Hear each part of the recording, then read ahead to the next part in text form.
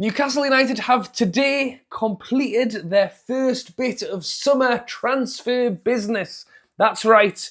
Reports are that Lloyd Kelly has now hit the criteria to leave for Juventus on a permanent deal. And funnily enough, on the same day as Newcastle are being linked to a certain centre-back that we were linked with not too long ago, could Newcastle go back in for Mark Gahey this summer? We'll talk about that. And with Kelly heading out the door, Harvey Barnes linked by the Daily Mail today as a player that several Premier League teams are interested in going for. So we'll talk a little bit about that as well.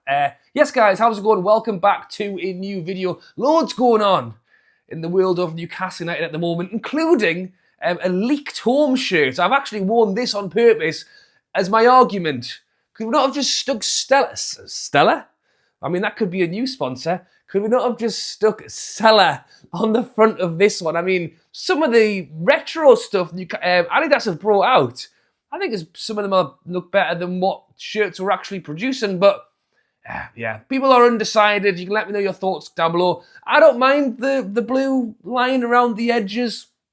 I'm not a massive fan on the black and white kind of merging. But what I will say, and this happens every year with the leaked shirts, they never look great in the photos because they're not on a person. The lighting's rubbish. It's a poor quality photo. If I took this shirt off and threw it in the corner and said, does it look good? You would say no. But when the players are wearing it and everything else, it'll probably look better, I hope. So yeah, I don't know. I don't think it looks great in that photo, I'll be honest. But I'll see what it looks like when it gets in the shop. I'll see what it looks like when I'm looking at the £80 price tag. And I'll be interested to see what we do with the new away and third shirts as well, because they reckon they've got some wacky ideas for that too, a remake of the orange and blue. I mean, we'll wait and see. Long sleeves though, that's what I would like to see on some of the shirts this season. So yes, we'll wait and see, but it looks like they might be at least organised with it, because last few seasons taken ages to get anything rolled out. You know, back in my day, we used to wear them on the last game of the season, so maybe we'll see that against Everton in a few weeks' time. But no doubt, hopefully all these shirt sales are going to help towards PSR, and they're going to help towards us having a good transfer window. And a good start is getting 20 million in the door before the window's even opened. That's right, Lloyd Kelly, as reported today, has now hit I think it's like the first set of criteria. They reckon that Newcastle will get 17.5 million for what he's done so far, still potentially able to get up to 20 before the end of the season if he ticks off a few more boxes. And I will say I'm looking forward to the summer window. I'm looking forward to seeing Paul Mitchell in full swing, because I feel like obviously he came in, you know, in fairness, he made a bit of a fuss, didn't he? Oh, well, the transfer process isn't right, and this and that. And I think in fairness, he's been held back with PSR, one hand but tied behind his back. And if this is his first bit of business for the window, tell you what, it's not bad. Bringing someone in on a free and selling them for 20 million. And that's nothing against Lloyd Kelly, to be honest. It probably could have been anyone. That kind of deal, you know, you can't turn it down. But, you know, touch wood, we've only got a few games left to go. Letting them go. Burn and Shaw have been cracking, won us a cup, still competing for Champions League football this season. And hopefully that money can be straight away invested back into, you know, potentially another centre-back.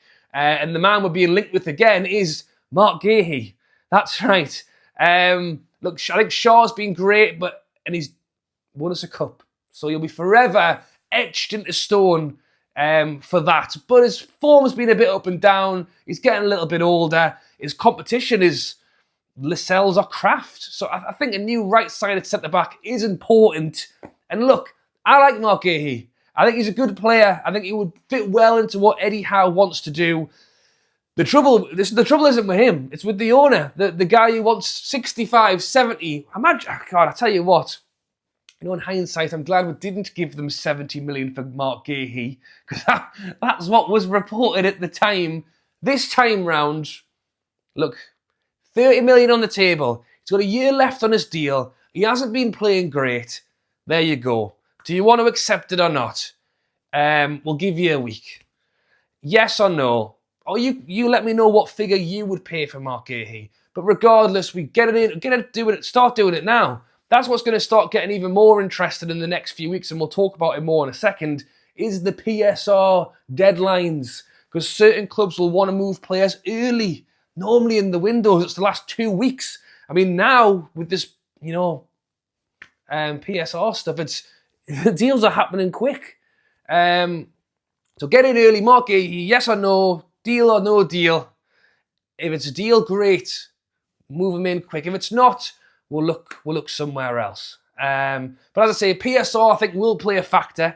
And that's one thing that's coming into this one with Newcastle United, and a team who's interested in Harvey Barnes is Aston Villa, as well as a few other teams.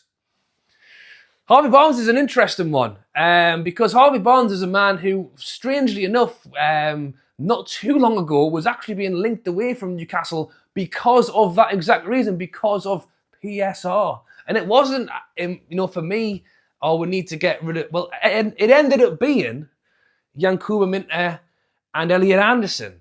But at one stage, it could have been Anthony Gordon. At one stage, there was talk about Bruno. And at one stage, it was Harvey Barnes as well. A man who, at the time, wasn't fitting in with the squad, wasn't getting any game time, and, was rumoured to actually have not been particularly happy at Newcastle at the time because of the fact he was getting no football.